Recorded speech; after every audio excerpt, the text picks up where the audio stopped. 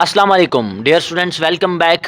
आज हम introduction to biotechnology की बात करते हैं। तो सबसे पहले हम बायोटेक्नोलॉजी की तारीफ़ देख लेते हैं।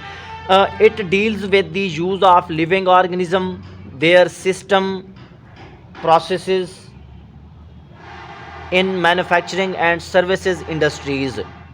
इसका मतलब ये है कि बायोलॉजी की ये वो शाख है जिसके अंदर हम जानदारों, उनके सिस्टम और प्रोसेसेस का इस्तेमाल पढ़ते हैं। किस चीज़ के अंदर इस्तेमाल पढ़ते हैं? In the manufacturing and services industries.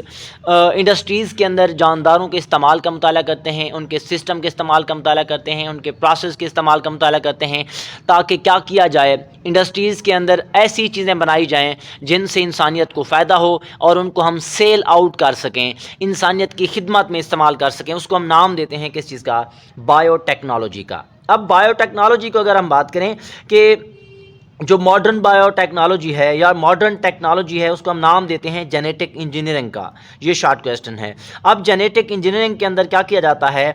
Artificial synthesis, मसनूई तैयारी की जाती है, मॉडिफिकेशंस लाई जाती हैं, तब्दीलियाँ लाई जाती हैं, रिमूवल निकाल दिया जाता है या ऐड कर दिया जाता है, और इसके साथ साथ हम क्या करते हैं? रिपेयर ऑफ जेनेटिक मटेरियल को रिपेयर करते हैं। इस प्रोसेस को हम नाम देते हैं किस चीज़ का? जेनेटिक इंजीनियरिंग का या मॉडर्न बायोटेक्नोलॉजी का। अब इसका मतलब ये है कि जो हमारे पास जेनेटिक मटेरियल है, जिसको हमने डीएनए कहा हुआ है, उसको मसनूई तरीके से तैयार करना, उसके अंदर मॉडिफिकेशन लाना, रिमूव कर देना या ऐड कर देना। ऐड करने के साथ साथ अगर कोई जेनेटिक मटेरियल डीएनए जो है वो डिफेक्टिव हो चुका है, उसको रिपेयर करना। ये सारे के सारे जो हैं चीज़ें किसके अंदर आती हैं? जेनेटिक इंजीनियरिंग के अंदर आती हैं, और इसको हम दूसरा नाम देते हैं मॉडर्न बायोटेक्नोलॉजी का।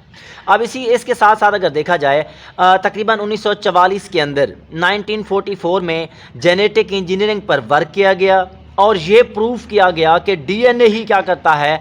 कैरी करता है जेनेटिक इंफॉर्मेशन को। और साइंसदान जो थे वो इस काबिल हो गए, साइंटिस्ट जो थे वो इस काबिल हो गए कि वो उन्होंने क्या किया कि जो डीएनए सिंथेसिस के लिए इंजाइम होता है, डीएनए की तैयारी के लिए इंजाइम होता है, उस इंजाइम को साइंसदानों ने क्या किया? आइसोलेट कर लिया।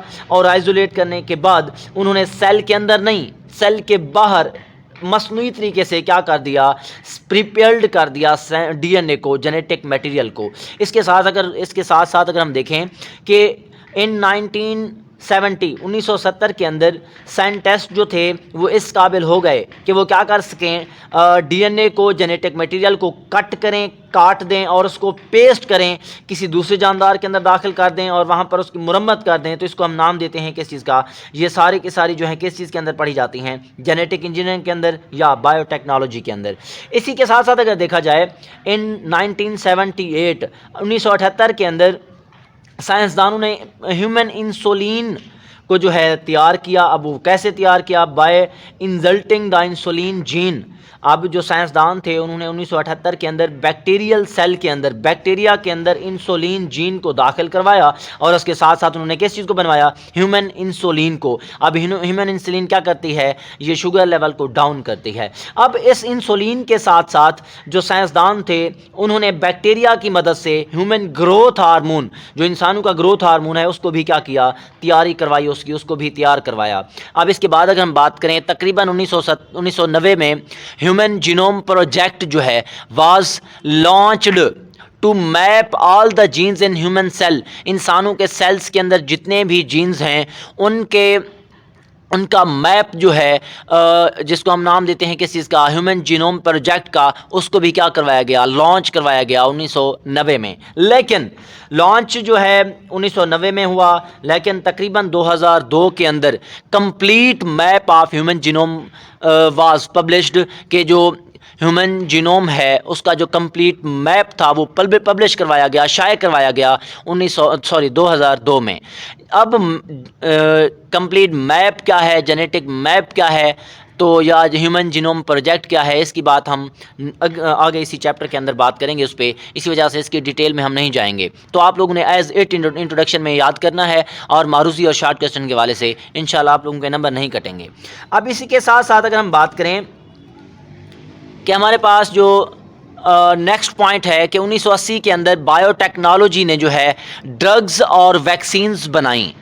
اب بایو ٹیکنالوجی کی وجہ سے 1980 کے اندر ادویات اور ویکسینز بنائی گئیں جو ہیومن النس کو کیا کرتی تھیں, کنٹرول کرتی تھیں. اب اس کے ساتھ ساتھ اگر دیکھا جائے جینیٹیکلی انجینئرڈ بیکٹیریا, ایسے بیکٹیریا جس کے اندر جینیٹک انجینئرنگ کی جاتی ہے, ان سے جو ہے ماحول کے جو انوائرمنٹل پولیوٹنٹس ہیں ان کو بھی کلین اپ کیا جاتا ہے, صاف کیا جاتا ہے. اسی کے ساتھ ساتھ یہ جو بیکٹیریا ہیں وہ سائل کی فرٹیلٹی میں اضافہ کرتے ہیں. اس کے ساتھ ساتھ جو انسیکٹس ہیں ان کو بھی اور پیسٹ کو بھی کیا کر دیتے ہیں, کل کر دیتے ہیں. اب اس کے بعد اگر ہم بات کریں it is now possible to alter, اب یہ بھی پاسبل ہو گیا ہے کہ ہم جینوٹائپ اور فینوٹائپ کو پودوں اور پلانٹس اور اینیملز, پودوں اور جانوروں کی جو جینوٹائپ اور فینوٹائپ ہے اس کو بھی بایو ٹیکنالوجی کی مدد سے ہم کیا کر سکتے ہیں, الٹر مطلب کہ چینج کر سکتے ہیں. اب اس کے بعد دیکھا جائے اگر ہمارے پاس کوئی ڈیفیکٹیو جین ہے ہیومن کے اندر, اس کو بھی ہم کیا کر سکتے ہیں, ریپیئر کر سکتے ہیں by the process of gene therapy. اب یہ ہمارے پاس ایڈوانٹیج تھے, اپلیکیشن تھے بایو ٹیکنالوجی کے. اب ہم بات کرتے ہیں ڈس ایڈوانٹیج کی کہ اس کے نقصانات کیا ہیں. Genes are manipulated in biotechnology, biotechnology کے اندر مرضی کے جین داخل کیے جاتے ہیں جس کو ہم مینیپولیشن کہتے ہیں. لیکن کچھ لوگ جو ہیں اس کے خلاف ہیں, اس کو اپوز کرتے ہیں. اب کیوں اپوز کرتے ہیں؟ حالانکہ جو بایو ٹیکنالوجی ہے اس کا کوئی بھی جو ایل ایفیکٹ, خطرناک ایفیکٹ ظاہر نہیں ہوا, لیکن لوگوں کو خوف ہے کہ فیوچر کے اندر جا کر یہ جو بایو ٹیکنالوجی ہے اس سے کیا ہو سکتا ہے کہ صحت اور ماحولیاتی ہیلتھ اور ایکولوجیکل ایفیکٹس جو ہیں فیوچر کے اندر آ سکتے ہیں. اسی وجہ سے جو ہے کیا کہا جاتا ہے کہ بایو ٹیکنالوجی کا یہ ڈس ایڈوانٹیج ہے. اوکے بیٹا, نیکسٹ ویڈیو میں ملیں گے. اللہ حافظ.